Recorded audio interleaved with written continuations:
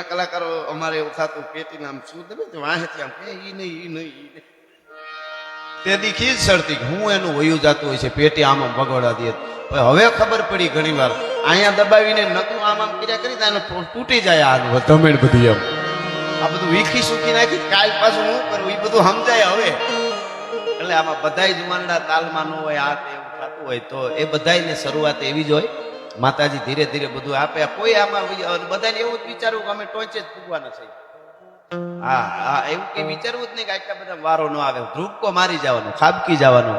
જીનવા વાળી માં રવરાઈ બેઠી નવ નાળવાના કૂંભ વાળી. જે ક્ષેત્રમાં પછી હું એમ નથી કહેતો કલાકારમાં તમે કોઈ ધંધો કરતા હો, ડેરી કરતા હો, ભેહું રાખતા હો, મજૂરી કરતા હો, ભાગ્યું ગમે એ કરો કોઈ ધંધો નાનો છે જ નહીં. તમે 10 વીઘાનું ભાગ્યું રાખ્યું છે અને તમે બરાબર પાણી વાળો છો એટલે તમે અંબાણી જે છે ને એ તમે જ છો. તમારા માટે 10 વીઘા માટે એ કુદરતનો આપેલો જ માલ છે એ બધો જે થવાનો છે. હા એટલે એમ કહેવાનો અર્થ એમનો દાખલો આપ્યો મેં. એટલે જે કરીને એમાં આર પાર ઉતરી જાય ને એટલે કુદરત ભેળો છે, માતાજી ભેળી છે. પણ આપણે તો શું બધું માતાજી કરી દે એમ. હા માતાજી એમ કૃષ્ણ છે ને, કૃષ્ણ ગીતામાં ભગવાન કૃષ્ણે અર્જુનને પાથીએ તેલ પાડ્યું આપણી ભાષામાં કહી દીપકભાઈ ભાઈ. એટલે એ બધું આપણને સમજાવવા માટે જ કીધું એમ કે બધુંય તારે કરવાનું પણ હું તારી હારે છું. મારા રવરાય એમ કે બધું કરવાનું તારે પણ તારાથી ન થાય કરવા માટે હું ભેળી છું, તારી ભેળી છું. એ વાત હાવ હકીકત છે. અર્જુન શક્તિ કયો કે ભગવાન બધું એક જ તત્વ છે. અર્જુન જયારે મતશ્વેત કરવા જયારે જવાનું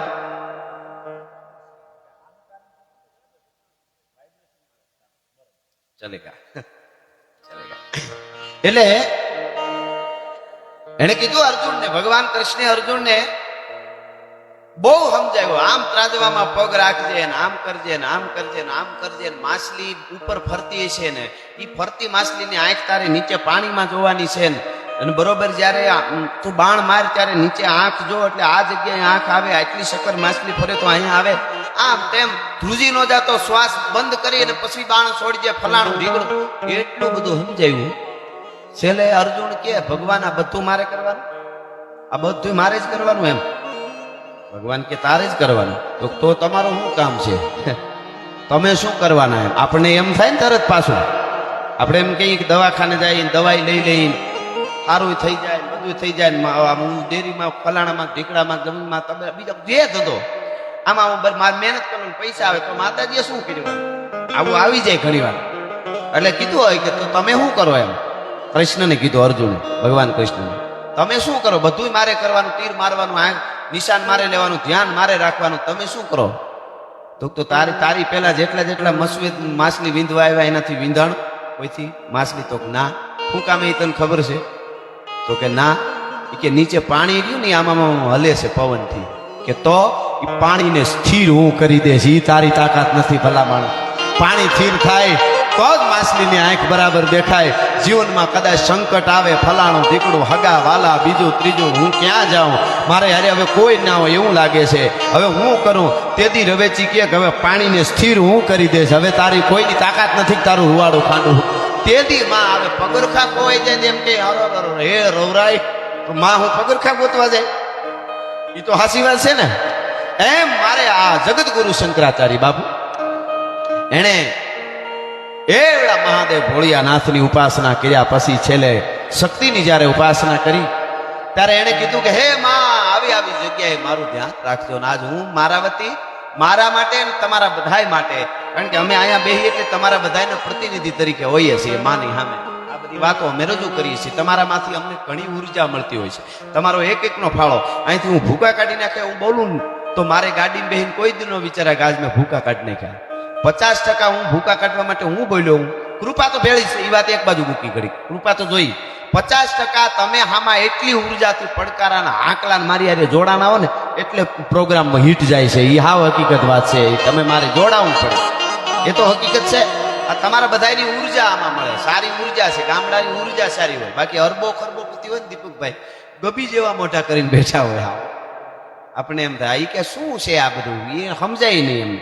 એટલે જગતગુરુ શંકરાચાર્યએ કીધું એ પ્રાર્થના બધા વતી કરીને પછી આગળ આપણે જે આપ તરફથી જે ઘોળ રૂપિયા આવે છે એ આપ જાણો છો. અહીંયા હવે 1-2 વિડિયાના મેં બધા બનાવ્યા પછી ખૂબ મહેમાન આવે છે. મારા મા મને કહેતા હતા એમ ભાઈ આપણા ગઢવી દેવ છે ને એમને ઘેરેથી બેન રહ્યા ને મારા મા મને કે ઈ બેન ઈ કે હમણાં મને મારા મા પૂછતા હોય ને મારે બાયું ને બધા ઈ કે 3 ચૂલામાં રોટલા કરીને એકલી ઈ કે 3 તાવડીમાં ફૂગી જતી રોટલા ઘડવામાં એક નાખે બીજો ત્રીજો એક કોઈ તાવડી ખાલી ન રહે એવી રીતે રોટલા ઘડે છે. તો અહીંયા તમારા તરફથી ગોળ આવશે ને એ બધો એમાં જ જવાનો છે રવરાઈના સાનિધ્યમાં. એ બહુ જરૂરી છે પાછું આપણે રાજી થઈએ ને એમ મજા આવે. એટલે આ જગતગુરુ શંકરાચાર્યની જે સ્તુતિ હે માં વિવાદે તારે મારી હારે ક્યાં ક્યાં રહેવાનું છે રવરાય વિવાદે વિવાદ સમાજમાં ક્યાંય આવે તો મારો કોઈ વિવાદમાં હું ન આવું માં એની કૃપા હોય તો થાય બાકી ક્યાંય બુદ્ધિ તો હાલે જ નહીં. બુદ્ધિના શોકા બાંધ્યા હોય એ આંટીમાં આવી જાય હું વિવાદમાં નહીં આવું એ ન હાલે. એ તો એની કૃપા હોય તો થાય. હે માં મારી હારે રહેજે વિવાદે વિષાદે વિષાદ પેલો ગીતામાં યોગ એના ઉપર વધારે નથી જાઉં પણ વિષાદ જે છે ને ચારે બાજુથી દુઃખના ધમાકા બોલે. યુદ્ધ એટલે કઈ લડવા જવું આપણે તરવાર કે કુવાડી લઈને ભૂકા કાઢ નાખું મહળી નાખું એને જ યુદ્ધ ન કહેવાય. એ તો ઘડીકનું હોય પણ જિંદગીમાં ડગલે ડગલે યુદ્ધો છે. હગા વાલા ભાઈઓ ભત્રીજા બીજા કુટુંબ પરિવાર એ જે યુદ્ધો આવતા હોય ને આને સમજાવું હું હાસું કે આ હાસું આ આમ થાય તો આમ થઈ જાય. હે માં હવે શું થાય આ વિષાદમાં જ્યારે આપણે બુડી જાય તેદી માં ભેળી રહી છે. વિવાદે વિષાદે પ્રમાદે આનંદ પ્રમોદ બીજું ઉત્સવ બલાણું દીકડું. અહીંયા તમે પ્રોગ્રામમાં આવ્યા છો બધે માથ ભેગી જ જોઈ નકર તો પ્રોગ્રામમાં આવ્યા હોય દવાખાને જવાનું થાય ઘણા જોઈએ આપણે. વિવાદે વિષાદે પ્રમાદે પ્રવાસે પ્રવાસ કરવામાં હું દેશ દુનિયામાં ગમે ત્યાં જાઉં. વિવાદે વિષાદે પ્રમાદે પ્રવાસે જલે ચાલને પાણીમાં અને અગ્નિમાં અનલે એટલે અગ્નિમાં. હમણાં વિજ્ઞાને બાપુ શંકરાચાર્ય તો તેથી લખ્યું વિજ્ઞાને હમણાં સંશોધન કરીને એમ કીધું કે અગ્નિમાં જંતુ છે જે અગ્નિથી બળતા નથી. અગ્નિના જંતુ એ અગ્નિમાં પણ છે. આપણા શંકરાચાર્યને તેથી ખબર હતી કે અગ્નિમાં જંતુ છે.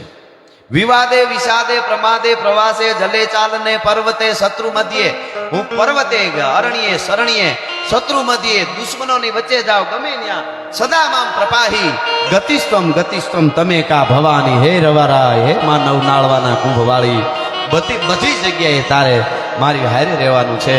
મારી પેલું આ સ્તુતિ આપ બધા વતી મેં કરી છે અહીંયા. એટલે ફરીને કહું ઘણી વાર આપણને એમ થાય કે મારી પાસે કાંઈ નથી ન કરું હું આપી દઉં.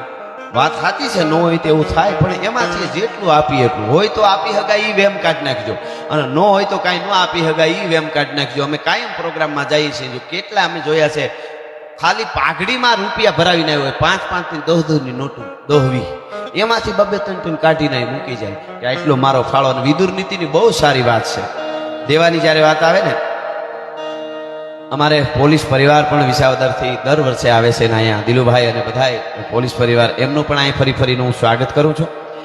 આ બધાયનું હજી ધીરે ધીરે મહેમાનો આવી રહ્યા છે એમનું પણ સ્વાગત. અહીંયા માના સાનિધ્યમાં બધા આવ્યા છે એટલે અહીંયા બધાય માટે માનું સાનિધ્ય અને માં બધા હરખાય માના ખોળે જે આવ્યા છે એ શ્રદ્ધાનું ભાતું લઈને આવ્યા છે બધા. એટલે કોઈના નામ આવે ન આવે એટલે મારે અરદાનભાઈ પણ આપો ગીગોળો કડક ધરણી ખડગની વિકરાળ મૂસા વીર છે સતી સંત ને સાવજ તણી ગાંડી જનેતા ગીર છે ઈ ગીરની હાંબા જરીના જ્યાં ખડકતા નીર છે હોરઠ ધરામાં સંત આપો પ્રગટ ગીગો પીર. એ આ બધી ધરતી કેવી આપણી આ ટુકડો તો જુઓ ગરવો ગિરનારથી લઈને દ્વારકાથી લઈને સોમનાથથી લઈને આમનમ આપણી ગાંડી ગીર એમાં કનકાય માં મોગલિયાય લીલાના ટીંબે બેઠી આમ તુલસીશ્યામ અહીંયા આવો તો હતાધાર અહીંયા આપણા આઈમાં રૂપલમાં અહીંયાથી આમ જાઓ તો પાટરામાં આમ આ આખી જે આપણી આ ટુકડો છે ને એ અદ્ભુત છે. એમાં આપણે જે આપણને અહીં મોકો મળ્યો ને એ અદ્ભુત છે. અને એક માના સાનિધ્યમાં બીજી વાત તમને કરી દઉં અહીંયા જે કંઈ આપણે અપાય અમારા તરફથી તમારા તરફથી કોઈ કંઈ આપી શકે એ બહુ મોટી વાત છે. કહેવાનો અર્થ